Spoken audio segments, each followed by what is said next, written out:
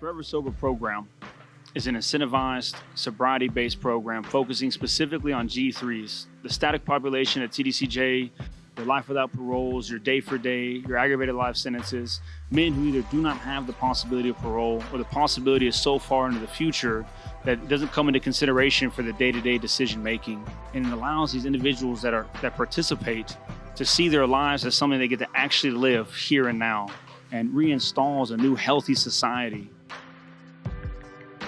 So the idea came to create a program that didn't just allow for classroom time for people that needed instruction. It didn't allow just for an instructor to go to a section, but would honestly create an entirely new environment that through a strenuous eligibility criteria, offenders would be placed in a completely clean and sober environment and given the opportunity to gain responsibility for their own lives.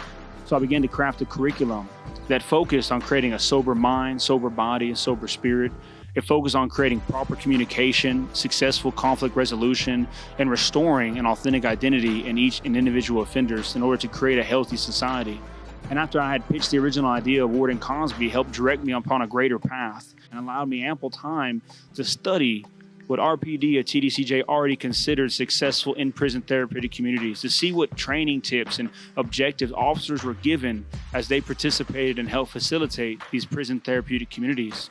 So in conjunction with my 15 years of experience of my own incarceration, the aid of Warden Cosby and her progressive administration, the overall curriculum for the Forever Sober program was crafted that it would go so far beyond just creating sobriety, but it would create healthy society.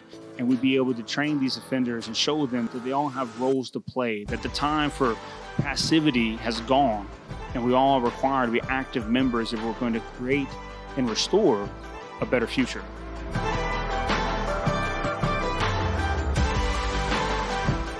So I will say this about the day we moved in.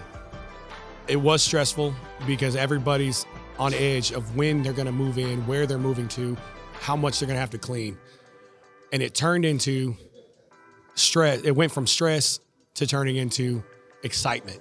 Watching everybody come together as a community, as a group of men who, whether they liked each other or not, there was so much camaraderie and like lifting up bags from 1 row to 2 row to 3 row. That's how much joy people had. And I could just read it on everybody's face from, oh my God, we're moving in and I'm so scared to, man, this is super awesome. We're moving in. Let's do this. And then as far as cleaning the cells, it's the same way. You know, some guys had to do some major cleaning, some guys really didn't. But man, it was so cool to watch everybody say, hey man, let me get the mop next. Let me get the broom next. You know what I'm saying? Let me get the rag so I can wipe off my table and stuff. And it was just beautiful to watch everybody just come together as a cohesive unit and say, man, let's do this. I'm excited. But here, when you come in, it smells, it's like, oh, it smells like pine oil. It smells pretty good, especially when the officers come. They're like, oh, whoa, it don't smell like smoke in here no more. It smells actually real clean, like y'all been doing something. Probably the best day that I've had in the 7 years that I've been incarcerated.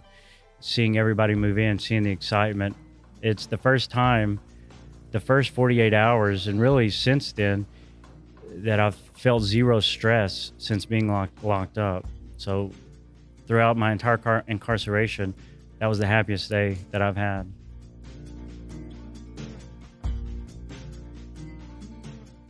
closed doors was a controlling factor of when and how we can do things.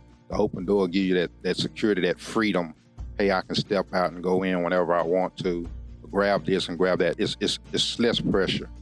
Okay, so my schedule is 4 a.m. to 12 in the afternoon, and usually whenever I come in, they've already done the in and out for count, so I'm stuck in the day room through count. I tried to go in, at the in and out for pill, window, and chow, which they usually run at 2 p.m., and instead I'm just getting my shower stuff out, so I'm stuck in the day room till maybe shift change or later, for sure. So with the cell door being open, and just being able to come in and grab my stuff and go shower and go on about my day, man, it completely changes how I'm doing my time. Before they even brought anything in here, when we still had the tables bolted down and all that first day, just having the doors open like that made a huge difference. It changed the atmosphere in here completely, just by having doors open. I don't feel trapped no more. I don't feel like an animal that goes in the cell and I can't get out till they tell me to come out and stuff. So that helps me with my medical issues, that I have anxiety attacks in a trapped room, so I can come out and get air in an open area. So that helped me. I'm not an animal no more. I'm a human being. I can come out.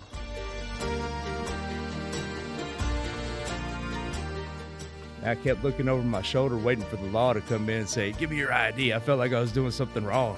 I live on 2-row up here, so I have a little overhead view of the day room. And seeing the couches and the bean bags, I saw one of my friends here on the couch, and he was lounging, and I never really sunk in. I never really thought about how the old furniture forced us to sit. When I watched people lounge, I took a step back up there, and I watched down here at the day room, and I looked at everybody lounging, and it struck me as so crazy that I had never seen that before in prison. Almost 16 or over 16 years now, and it made me feel gratitude, and some of the tension that just builds up has just flowed out of me. I'm like, man, this is really happening. This is amazing.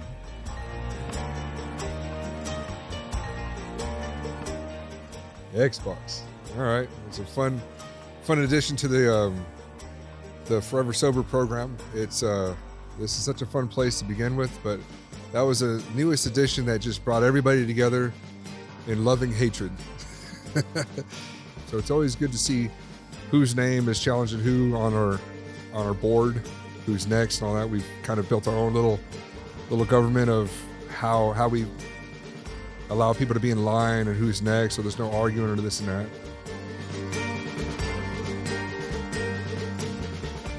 For example, we have weekly town hall meetings, and so that allows everybody, rather than one authoritarian tank boss making decisions for the 48, we come together and we make a group decision on things, and then we vote on it.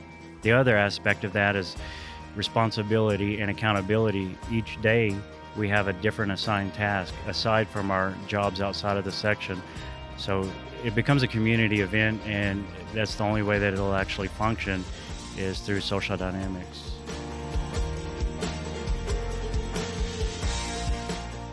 I see it helping because it changes the mindset from being about yourself, how to get the next high, to how can I live in an environment where the next man cares about me. The property is for all of us. All these nice things we have, it's because people care, right? It's because people take care of it and take care of you. And so it makes you feel like an actual person, a citizen, and it helps you to feel a sense of responsibility to give back. Whenever there's any volunteers or any staff, and they get a view and they see, is that they share that same sense of wonder that was transpired across the faces of all the men who first came to move in. And they're not looking at what is. What they're really looking at is the possibility, the hope, the optimism. They're really looking for, I want to say, a better future.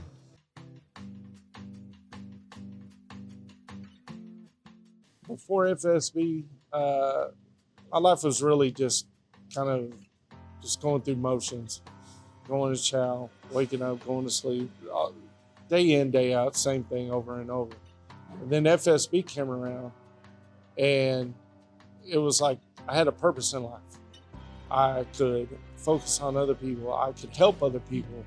I could talk to other people. People could talk to me.